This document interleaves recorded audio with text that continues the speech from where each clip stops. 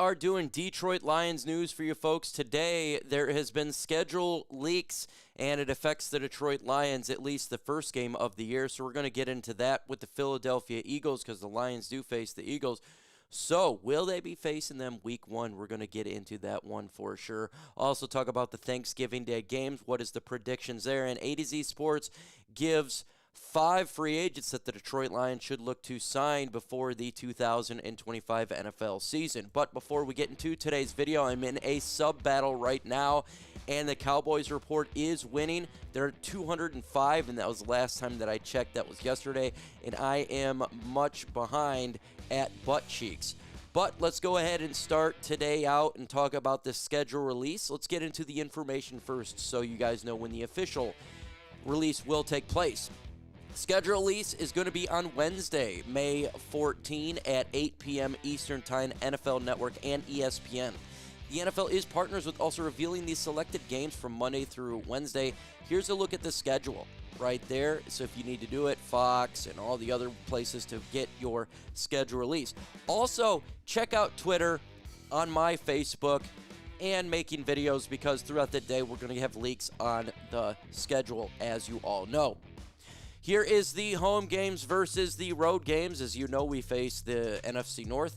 Dallas Cowboys will be home at New York Giants, Cleveland Browns, Pittsburgh Steelers, Tampa Bay Buccaneers. The Lions are on the road, obviously, against the NFC North opponents. Washington Commanders, Philadelphia Eagles, Cincinnati Bengals, Baltimore Ravens, Kansas City Chiefs, and LA Rams. So it is a strong schedule, that is for sure. Before we continue on here, again, subscribe to the channel. We're facing off against the Cowboys report and Tom Downey, and he is whooping my butt. Let's get the latest information on that schedule release. The 2025 schedule release schedule right now, Lions are the third strongest schedule.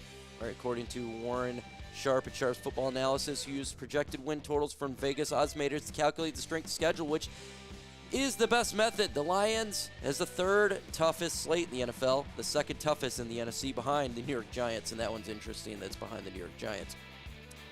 And here is the information. The Detroit Lions will not be facing the Philadelphia Eagles week one. Philadelphia Eagles is going to be facing the Dallas Cowboys week one.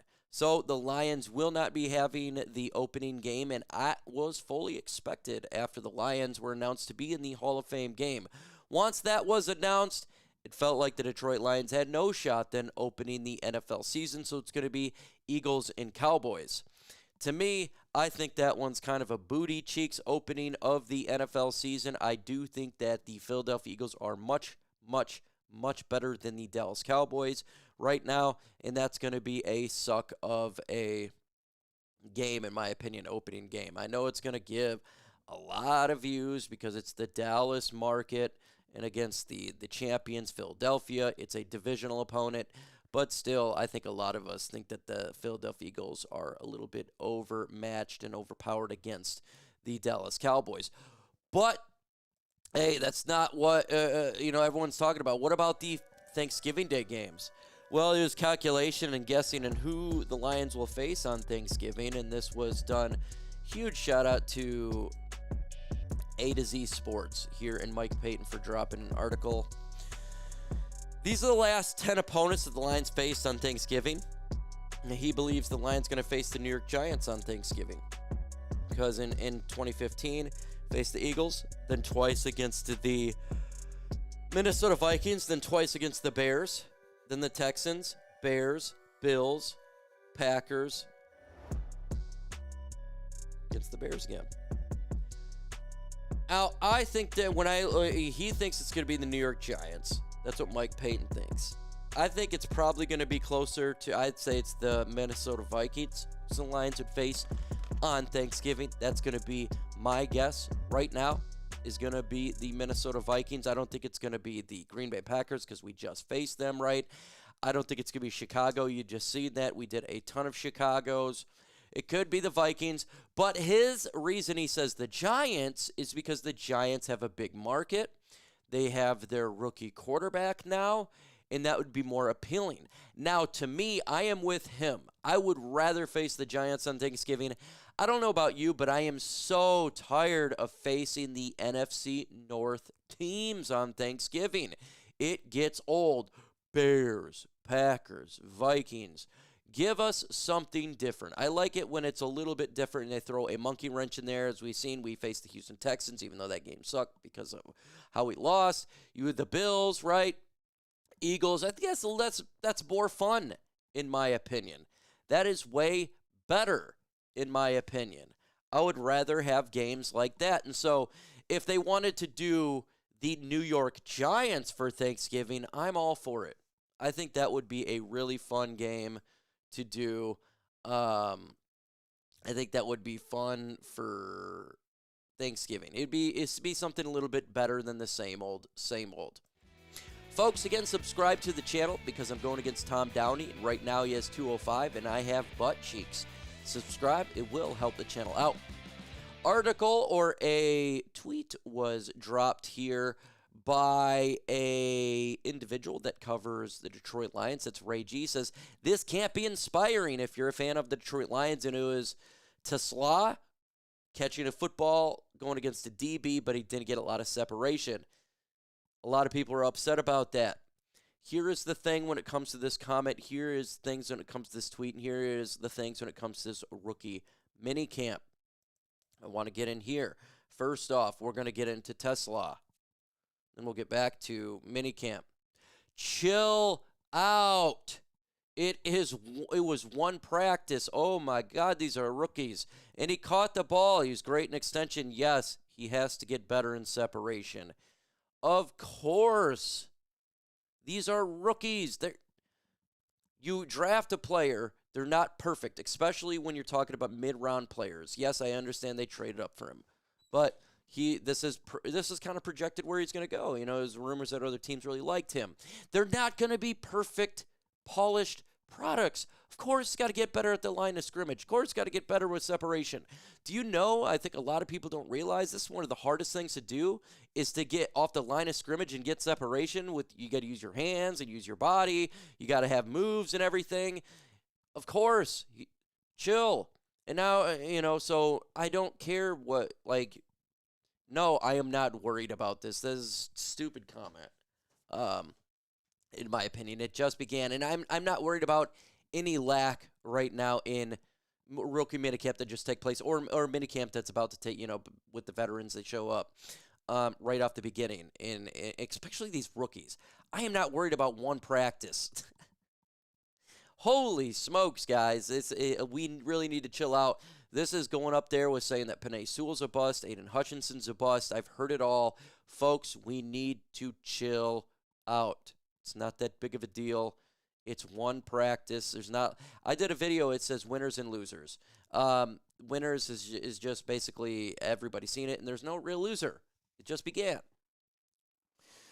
Now, let's get in here and talk about A to Z Sports. He did 5 free agents that the Detroit Lions should look to sign, and the first one he has is Trevis Gipson here, and he's been a free agent going on multiple teams, most notably I'd say probably the Chicago Bears. He was drafted in 2020 by the Bears. He plays edge, 27 years old, 263 pounds, 6'4", so he's that prototypical size.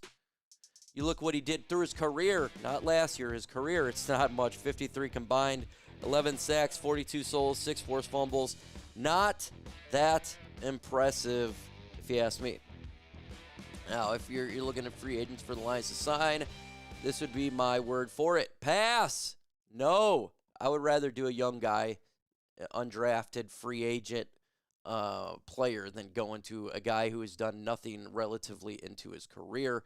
Next player they have here is, of course, Za'Darius Smith, and I'm not going to spend a lot of time on Za'Darius Smith. Why am I not going to spend time? Because we've talked about him nearly every single day. I 100% agree this would be the fit I would go. Next, they got Rayshon Jenkins, safety. He's played for multiple teams, the Seattle Seahawks, the Chargers, 6'1", 31 years old, safety. Now, career stats, he's played in 122 games. He has 10 interceptions, 1 touchdown. Not much last year, played nothing, basically. It's absolutely nothing, right? So, when I look about what he can do, he only played in 5 games last year, 34 tackles. So what I could do, he would be a player specifically as a backup role, right? Backup safety, 3 safety. And actually, this could be an option. You're not needing you just need a guy to be on the field to help out.